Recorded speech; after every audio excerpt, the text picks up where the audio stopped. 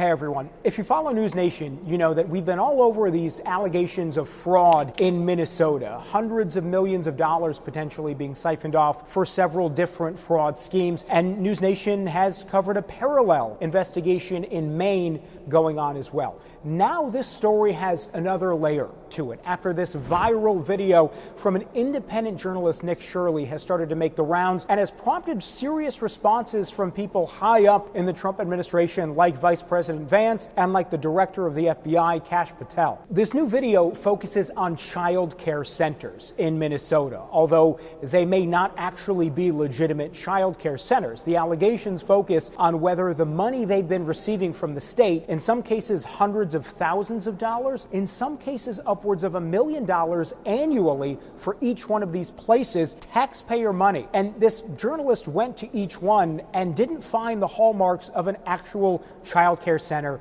anywhere. Number one, there were no kids to be found at these locations. And number two, nothing that you would expect, like a jungle gym or playground areas, nothing like that. Many of these places are actually in what look like industrial buildings. FBI Director Kash Patel says that the investigation has been ongoing even before that video. He says the FBI has surged resources to Minnesota for these very investigations and says several people have already been prosecuted, mostly Somali Americans, for those alleged crimes. We should point out that dozens of people have been prosecuted under the Biden administration for these alleged scams, including several Somali Americans as well. News Nation got a statement from Governor Tim Walz's office. He says they are aware and investigating these allegations of fraud. In fact, he says one of the child care centers featured in that video has already been closed down because of their office doing its due diligence. He says they're bringing in an outside auditor